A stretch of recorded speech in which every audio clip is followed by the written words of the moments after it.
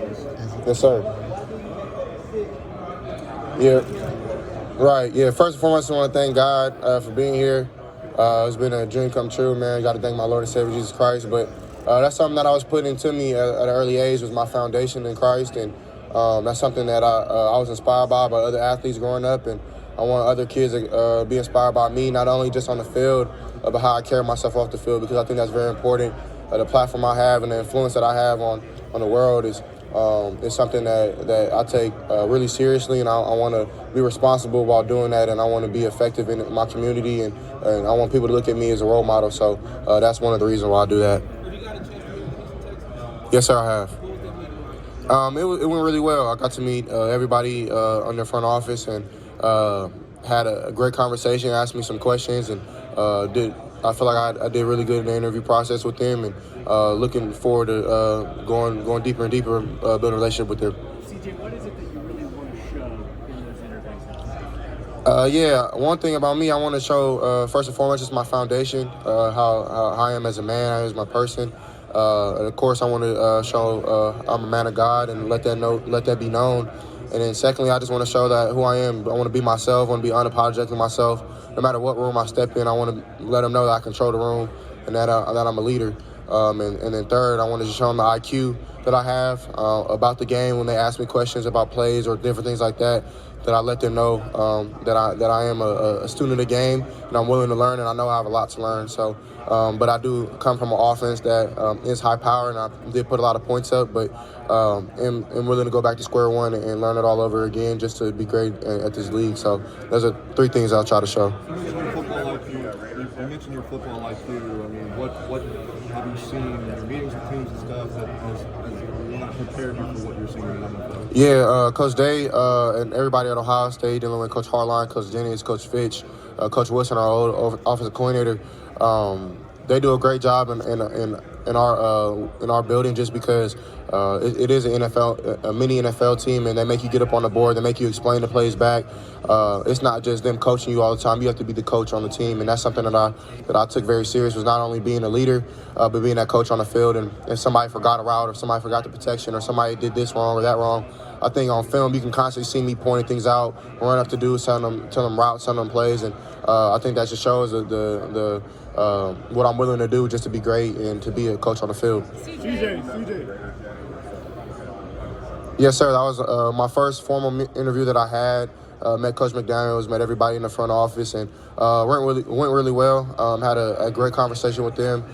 Kind of got to explain what my offense was, and they asked me about my athleticism and things like that, if I can do it at the next level, and I told them yes, sir. So had a great conversation with them. They asked me about some family stuff as well. So just being really honest and trying to just build that relationship and that connection. CJ, how do you describe your style as a quarterback and your skill set? Yeah, so for me, I try to describe my style as one, free-flowing, but still disciplined. Still able to take the completion when it's there, but at the same time making plays. I like to be just confident really in myself, and another thing I like to do is kind of just extend plays, and but take the routine plays when they're routine. So I don't try to press the envelope, and I think that's very important being a quarterback sometimes, because you want to let your teammates know that you're not always trying to be Superman, but when you need to make that play and you can extend that play, you get a lot more respect from your teammates. So those are just things I like to do. I think I'm a playmaker. I think I'm very creative, and I think I'm smart when it comes to protections and things like that, because I solve a lot of issues before they're even there. And that's something I pride myself on. And one thing about me, I think I'm a ball placement specialist. That's one thing. I like to be very accurate. I don't want my receivers to have to do really anything to catch the ball. And I think I've shown that time and time on film again.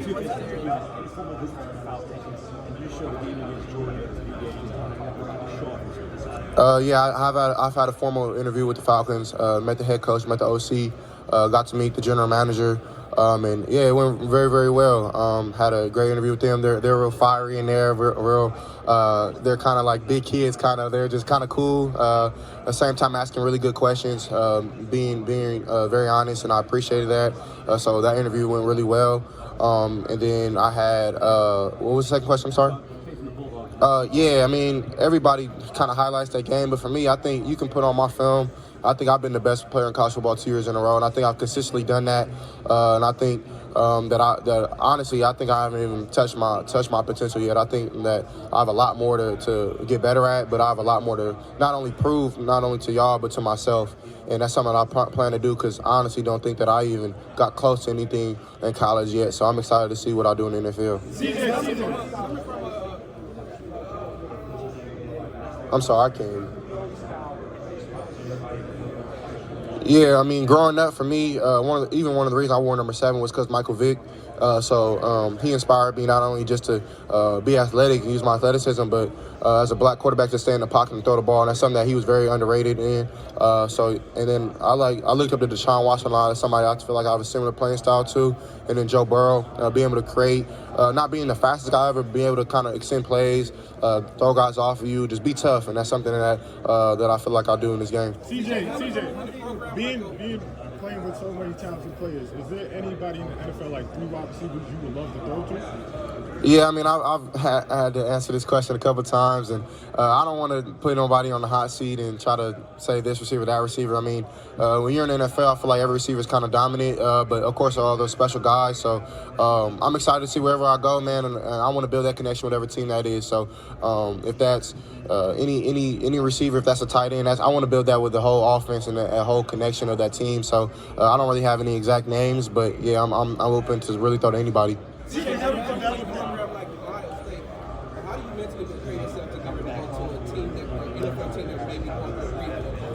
Yeah, I mean, for me, that's something I'm not really foreign to. I had to do it in high school, and I know that's a long time ago, and it's not as big as NFL, but it's something that kind of prepared me a little bit for this. And being at a place like Ohio State, they prepare you for things like that, though. It's not always going to be grass, not always going to be green on the other side. And that's something that Coach Day consistently tells you. So he prepares you for things like that, and I definitely think that if I do get put in a situation like that, then I'm gonna try to go in there with just complete confidence and remain humble and go to work. Because at the end of the day, trying to flip a script and trying to build something, trying to build not only just a rebuild, but build a franchise and build a dynasty. And that's something I want to do. It takes hard work and it takes consistency. So that's something I'm willing to do. What do you think about Colts?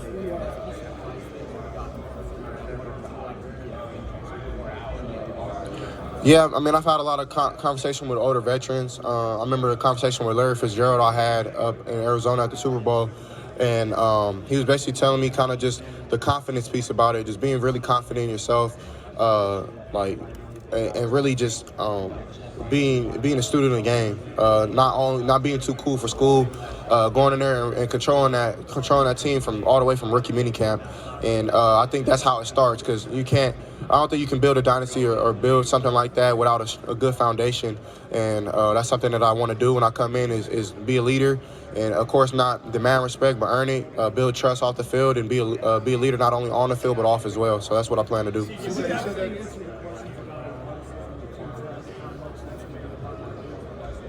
I'll be honest. I told him like I'll tell y'all. I mean, I didn't do it a lot in college, and I feel like I should have, and it's something I do regret. I feel like I could have done it a lot more, but I think if you turn on the film and you really watch what I do and you really look at film game to game, I have used my athleticism, not only just in the Georgia game, where I did it a lot. I've done it in every other game. I've had tough third down runs. I've had tough fourth down runs.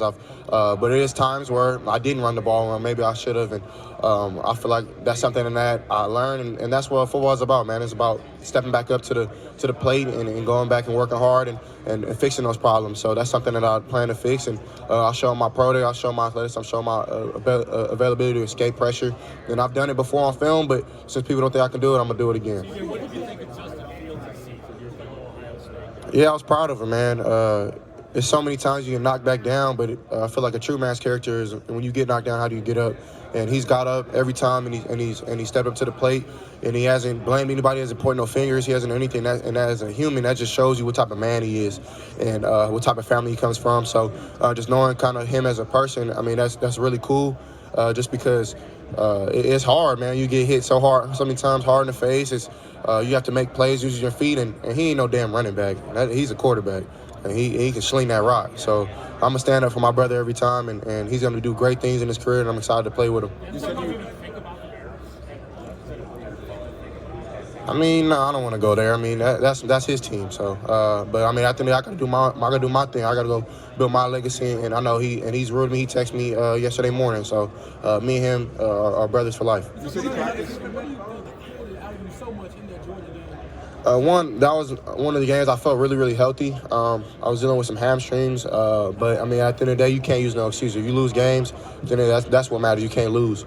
But one thing that kind of motivated me was just honestly people thinking that we couldn't play as a team no more. They didn't think that Ohio State was meant to be in the playoff, and that's something that I took to heart because I think that we the Buckeyes, and we was going to show that. And I feel like we did, even though we did lose. We let everybody know that who we are, and we don't turn down no fade.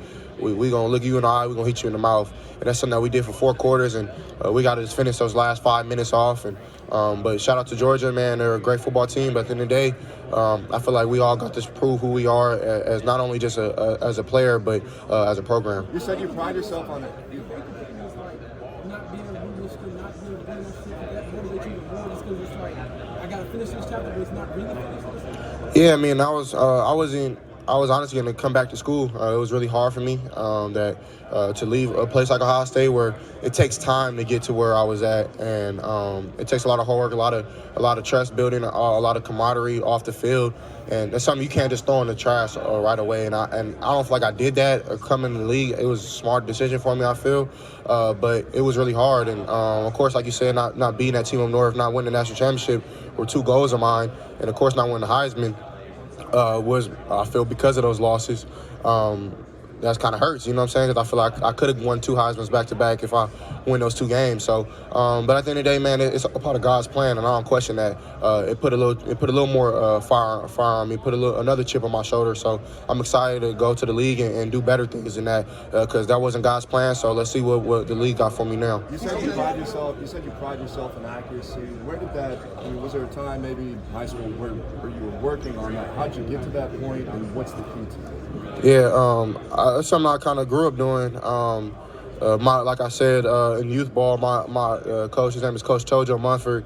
I played for the Outlaw Warriors growing up, and he forced me to stay in the pocket. He forced me to be accurate. And my high school coach, Coach Verdi, we used to do like little bubble screens, and if I didn't hit the top shoulder, I'd do 10 push-ups or little small things like that. So it forced me to be accurate, and not only just on deep shots, but like on those bubble screens, on slants, on outs. It's being quarterback friendly to my receivers, and that's something that I pride myself on.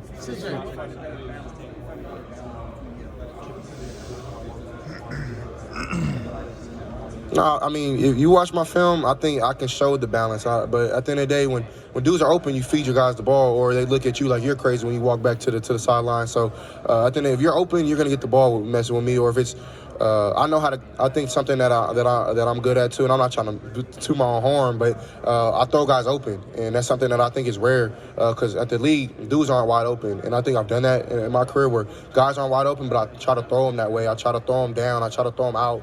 I try to throw it over his shoulder, things like that, because separation is not always going to be there. So that's something that I pride myself on. And sometimes I get so, I get so invested in the read because, I mean, you spend 8 hours on one play. I guarantee you're not going to just go 1, 2 run. You're going to go 1, 2, 3, 4 and really try to figure out who's open. And you want to feed your guys the rock, man. Everybody at Ohio State that I played with from year 1 to year 2 is extremely hard workers, and I want to feed them. You know what I'm saying? I want them to eat just like I am. So that's something that I pride myself on. But when it's time to dip my shoulder and go get that first down or something like that, I'm going to do that too.